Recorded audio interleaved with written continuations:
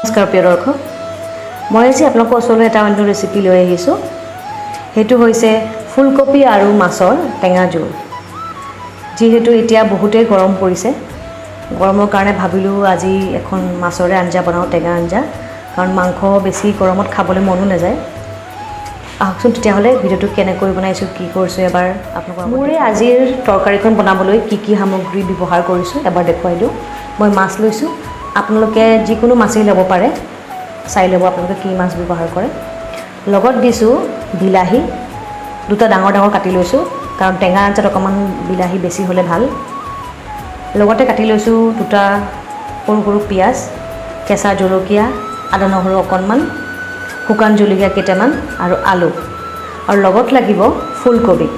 যিহেতু আজি মোৰ ঘৰত ফুলকবি আছিল, সেইকাৰণে ফুলকবি দিলোঁ। আপোনালোকে জিকাও ব্যৱহাৰ কৰিব পাৰে বা বেলেগ কিবাও ব্যৱহাৰ কৰিব পাৰে।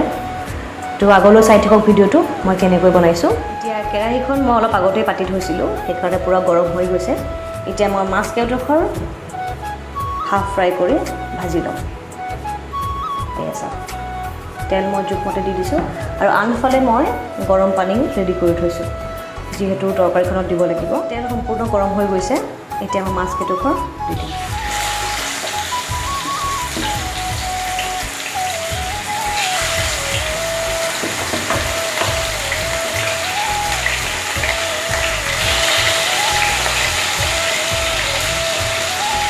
যিহেতু আমি দুজনেই মানুহ, বেছি মাছ মই নিদিওঁ, তো এনেকৈ মই মাছকেইডোখৰ হাফ ফ্ৰাই কৰি ভাজিম। মাছকেইডোখৰ মোৰ ভজা হৈ গৈছে। এতিয়া মই এইখিনি তেলতেই মাছৰ তৰকাৰীখন ৰান্ধিম। এতিয়া মাছকেইডোখৰ মই এয়া চাওক হাফ ফ্ৰাই কৰি লৈছোঁ। এয়া চাওক, এইয়া চাওক, মাছ ভজা তেলতেই এতিয়া মই পাঁচফোৰণকেইটা দি দিম। দেখিছেনে?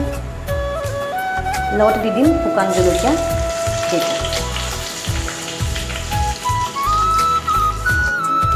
এতিয়া দি দিম ইয়াত তেজপাত আৰু দুটা কেঁচা জলকীয়া।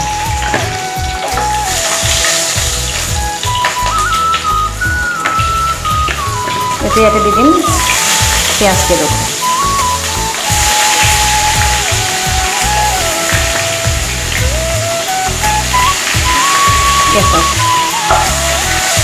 পিঁয়াজৰ কেঁচা গোন্ধটো নোযোৱালৈকে এনেকৈ মই ভাজি থাকিম। গেছটো অকণমান মই ল' ফ্লেমত কৰি থৈছোঁ, নহ'লে জ্বলি যাব পাৰে।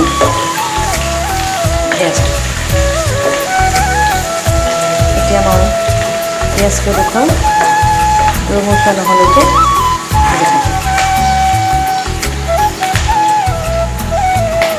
চাওক, মোৰ পিঁয়াজ কেইডোখৰ ভজা হৈ গৈছে। এতিয়া ইয়াতে দি দিম মই বিলাহীখিনি।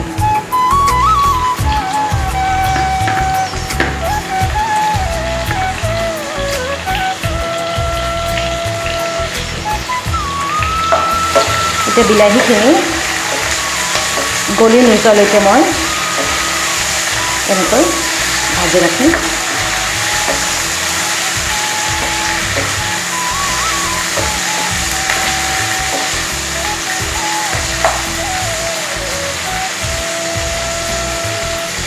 এতিয়া মই ইয়াতে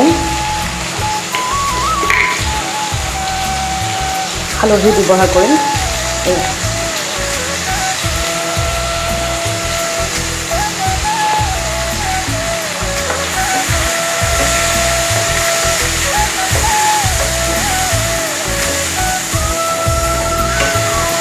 আপোনালোকে ব্যৱহাৰ কৰিলে জিৰা গুড়ি বা ৰেড চিলি পাউডাৰ ব্যৱহাৰ কৰিব পাৰে, কিন্তু মই এইবিলাক ব্যৱহাৰ নকৰোঁ, কাৰণ আমি খুব কম মছলা ব্যৱহাৰ কৰি বনাওঁ।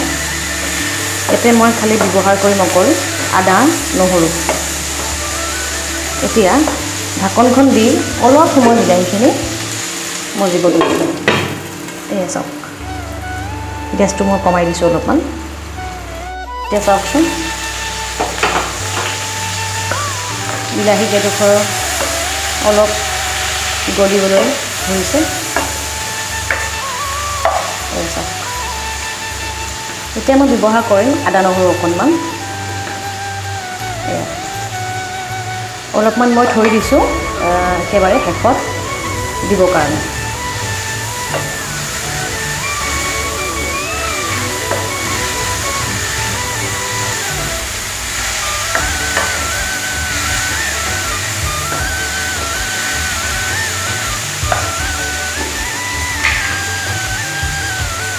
মই ইয়াতে অলপমান নিমখ ব্যৱহাৰ কৰিছোঁ। শেষলৈ মই জোখ অনুসৰি আকৌ চাই ল'ম, যদি ব্যৱহাৰ কৰিবলগীয়া হয় দিবলগীয়া হয় মই দিম। এনেকৈ আদা নহৰু গোন্ধটো মানে কেঁচা গোন্ধটো নোযোৱালৈকে ভাজি এতিয়া মই দি দিম ফুলকবিখিনি।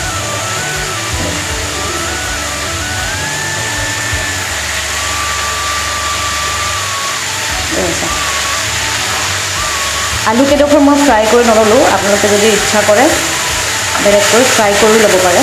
মই আৰু ফ্ৰাই নকৰিলোঁ, এনেকৈ ইয়াতে দি দিম মই। এতিয়া ভালকৈ ফুলকবিখিনি লৰাই এনেকৈ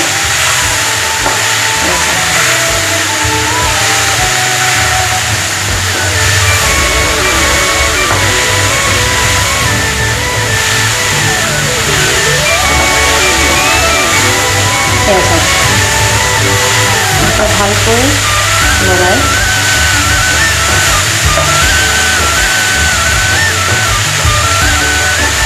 ঢাকনখন দি অলপ সময় সিজিবলৈ দিম।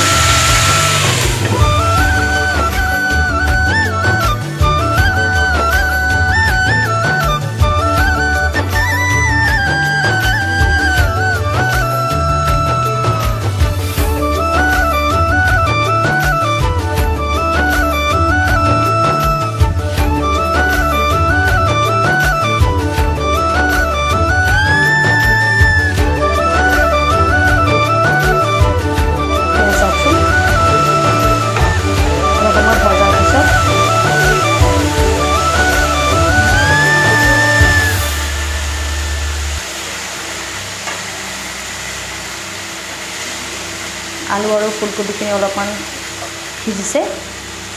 এতিয়া মই ইয়াতে দি দিম যিখিনি গৰম পানী কৰি ৰাখিছিলোঁ।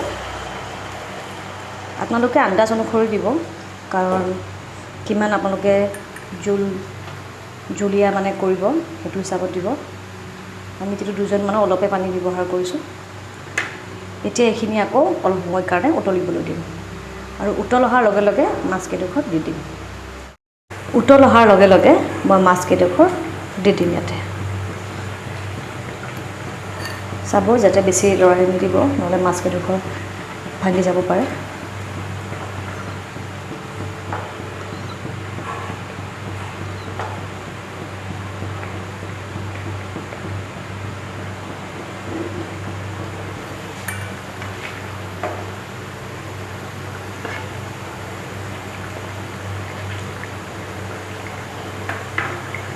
এতিয়া আকৌ মই ঢাকনখন দি অলপ সময় সিজিবলৈ দিম।